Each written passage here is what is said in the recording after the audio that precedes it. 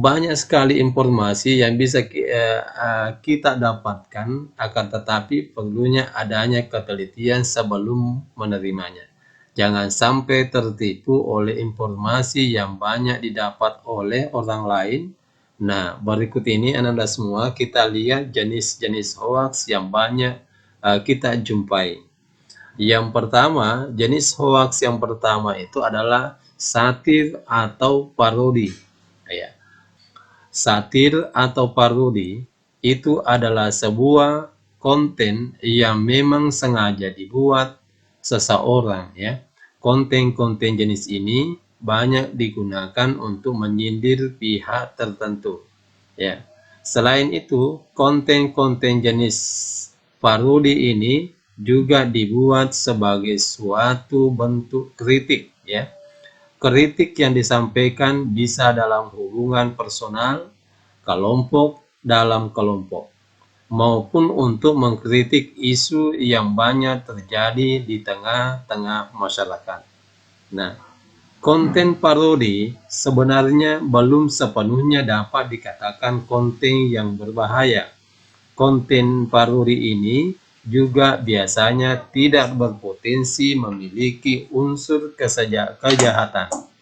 Akan tetapi, tetap saja konten-konten ini masih banyak mengecoh masyarakat, ya. Banyak masyarakat yang serius menanggapi konten ini. Hal yang mengkhawatirkan lainnya jika isi konten yang disampaikan juga adalah hal-hal yang belum jelas kebenarannya. Masyarakat yang menonton secara langsung bisa saja percaya. Ini juga akan menjadi berita hoax.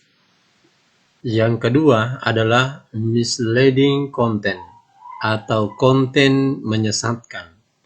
Misleading content atau konten yang menyesatkan juga kerap dibuat secara sengaja. Konten-konten jenis ini dibuat untuk menjelek-jelekkan seseorang atau sesuatu. Hal-hal yang diangkat dalam konten tersebut juga dapat menyangkut satu orang maupun banyak orang. Konten-konten jenis ini dibuat untuk menggiring opini masyarakat. Konten menyesatkan atau misleading content dibuat dengan memanfaatkan informasi asli. Informasi-informasi itu bisa saja berupa pernyataan resmi, gambar atau foto, statistik, dan lain-lain. Informasi tersebut akan diedit sedemikian rupa sehingga informasi dengan konten yang akan dibuat tidak memiliki hubungan lagi. Nah, kemudian yang ketiga, jenis hoax yang ketiga adalah imposter content atau konten tiruan. Imposter content adalah konten tiruan. Informasi yang ada di konten-konten jenis ini biasanya diambil dari informasi yang benar. Contohnya, seperti mengutip pernyataan tokoh yang terkenal atau berpengaruh. Konten jenis ini tidak hanya dibuat untuk pribadi. Banyak konten-konten jenis ini yang dibuat untuk mempromosikan sesuatu. Nah, konten ini dibuat untuk menipu. Melalui konten serupa dengan aslinya, para penipu akan membuat konten yang mirip. Contohnya, seperti layanan suatu aplikasi. Banyak orang yang mengatasnamakan sebuah aplikasi untuk menipu, mengikuti format penulisan hingga sapaan. Nah, kemudian yang keempat adalah fabricated content atau konten palsu. Jenis hoax selanjutnya yaitu fabricated content atau konten palsu. Konten hoax yang satu ini adalah jenis konten yang sangat berbahaya. Konten ini dibuat untuk menipu orang banyak. Banyak juga yang dirugikan karena adanya konten palsu seperti ini. Informasi-informasi yang ada juga tidak bisa dipertanggungjawabkan. Fakta yang ada dalam informasi itu tidak benar. Contoh yang sering terjadi dalam jenis konten ini adalah informasi mengenai lowongan kerja, mengatasnamakan suatu perusahaan atau lembaga. Informasi lowongan kerja dibuat sampai mirip dengan aslinya. Nah, kemudian yang kelima adalah false connection atau koneksi yang salah.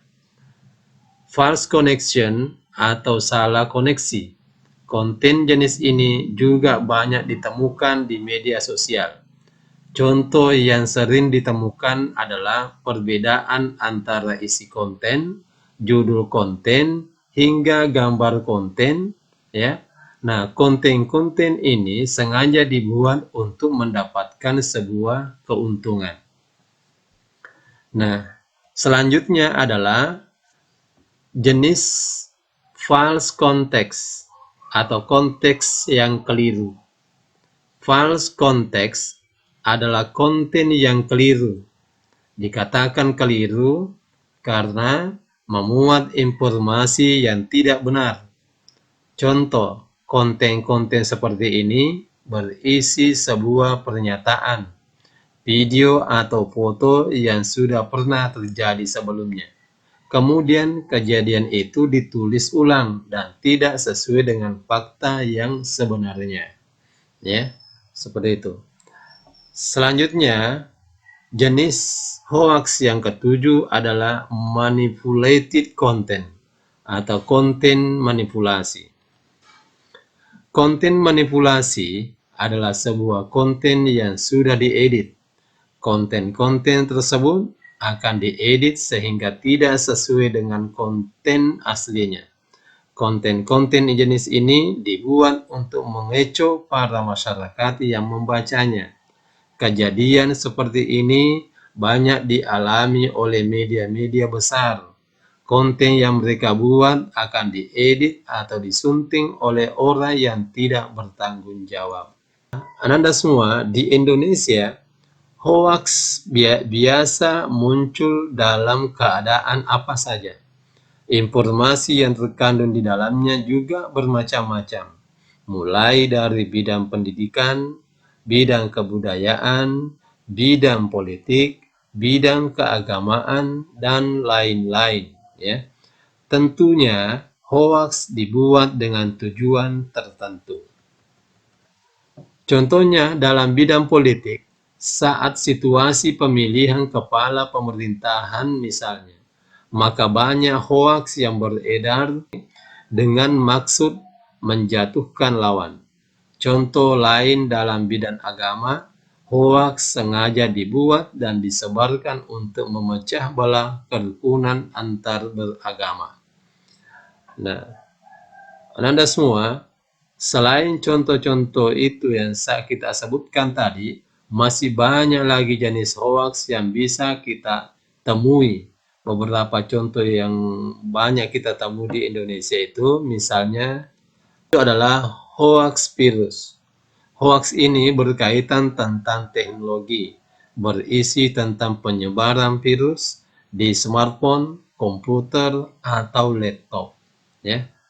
Kemudian yang kedua, hoaks kirim pesan berantai. Misalnya maksudnya,